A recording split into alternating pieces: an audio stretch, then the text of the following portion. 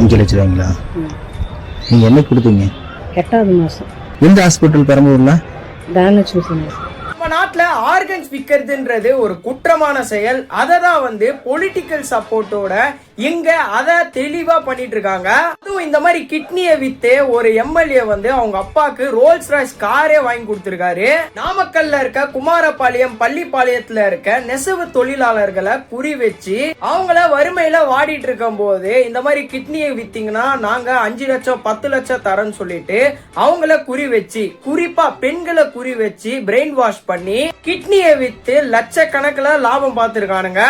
இந்த மாதிரி brain wash பண்றதுக்குன்னே ஒரு புரோக்கர் இருந்திருக்கான். அவன் பேர் வந்து பாத்தீங்கன்னா திராவிட மா ஆனந்தன். இது மாதிரி அதிக காசு தரோம் அப்படின்னு சொல்லிட்டு பிரெயின் வாஷ் பண்ணி குறிப்பா 3 ஹாஸ்பிட்டல்ல கூட்டு போயிட்டு இவங்களுக்கு எல்லாம் ஆபரேஷன் பண்ணிருக்கானுங்க.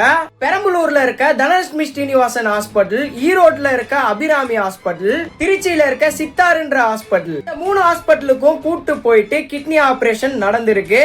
குறிப்பா இந்த தனலட்சுமி ஸ்ரீனிவாசன் ஹாஸ்பிட்டல் இருக்குல்ல, இது வந்து பாத்தீங்கன்னா டிஎம்கேல இருக்க ஒரு எம்எல்ஏ உடைய ஹாஸ்பிட்டல். அந்த எம்எல்ஏ பேர் வந்து பாத்தீங்கன்னா கதிரவன். தவளை தன்வாயலை கெடும் சொல்லுவாங்களே, அது மாதிரி இவரே வந்து ஒரு ஸ்டேஜ்ல வந்து இந்த மாதிரி கிட்னி திருட்டு பண்ணி தான் எங்க அப்பாக்கு ரோல்ஸ் ராய்ஸ் காரே வாங்கி கொடுத்துருக்கேன் அப்படின்னு சொல்லிட்டு அவரே சொல்லியிருக்காரு. அவங்களுக்கு மருந்து செலவு, டாக்டர் ஃபீஸ் எல்லாம் கொடுத்தது போக எனக்கு ஒரு 2 லட்ச ரூபா 3 லட்ச ரூபா கிடைக்கும். எங்க அப்பாவோட ரோல்ஸ் ராய்ஸ் காரோட விலை தெரியுமா? அது 14.5 கோடி. நான் பண்ண மொத்த ஆபரேஷனே 252 தான்.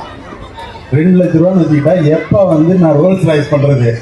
திருப்பூட்டூரில் இருக்க எல்லா கிட்னியும் கலந்தாலும் ஆல்ரெடி இந்த தனலட்சுமி ஸ்ரீனிவாசன் ஹாஸ்பிட்டல் மேல நிறைய கேஸ் இருக்கான். ஒரு கிரைம் பண்ணிட்டு இவ்வளவு தைரியமா இவர் பேசுறதுக்கு காரணம் இதுக்கு பின்னாடி பொலிட்டிக்கல் சப்போர்ட் இருக்கனாலதான். அதுவும் இல்லாம இவர் ஒரு எம்எல்ஏல, அதனால நம்மளை பத்திலாம் யாரு பேச போறா அப்படின்னு சொல்லிட்டு ஒரு தைரியம் தான். மக்களுடைய வறுமையை யூஸ் பண்ணி இப்படி ஒரு விஷயம் பண்ணிட்டு இருக்காங்க. அதுவும் ஒரு பொலிட்டிக்கல் சப்போர்ட்டோட இந்த ஒரு கிரைம் பண்ணிட்டு இருக்காங்க. நீங்க இதை பத்தி என்ன நினைக்கிறீங்க அப்படின்னு சொல்லிட்டு உங்க கமெண்ட்ஸை கமெண்ட்ல சொல்லுங்க. நிறைய பேருக்கு இந்த வீடியோவை முடிஞ்ச அளவுக்கு ஷேர் பண்ணி விடுங்க.